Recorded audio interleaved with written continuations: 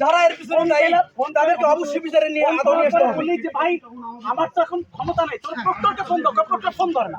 আমি যে এই কথাই বলতে চাচ্ছি যে একটা আপনার ছাত্র উপদেষ্টা কই, ফোন ধরে না। ছাত্র উপদেষ্টা কই, বিশ্ববিদ্যালয়ে কিন্তু পুরো বডি পদত্যাগ করা উচিত এখন এই মুহূর্তে। তাদের যদি লজ্জা নেই হলে 3 বছর 30 জন প্রমোশ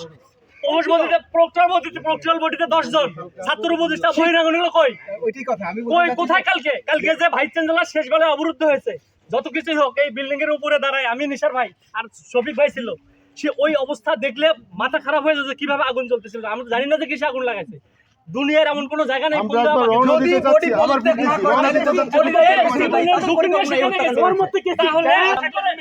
আমি বলি রুমের কি অবস্থা কেন রুমে কেন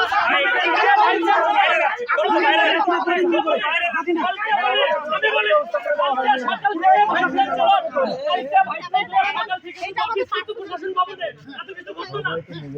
উনি নিজেই তো বলে নিগেল আবুল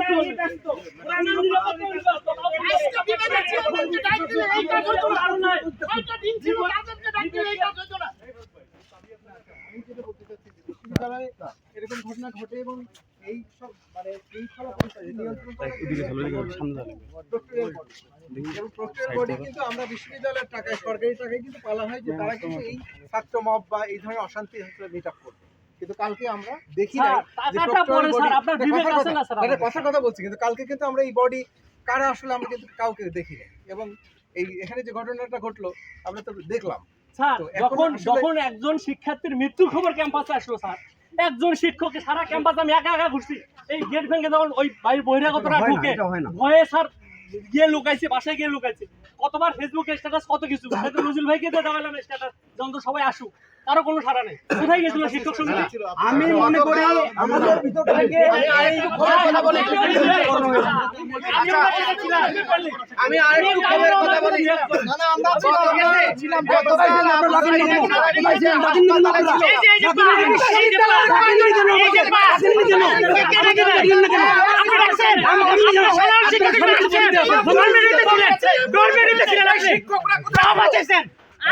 রাজনীতির স্বার্থে কথা বলা হবে না, রাজনীতির স্বার্থে কথা বলা হচ্ছে।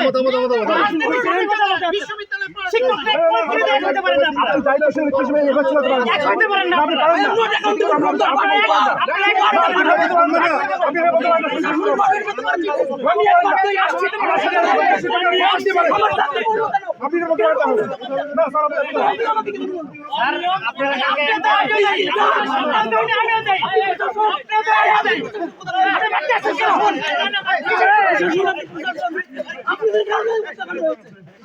আরে কেন রে ভাই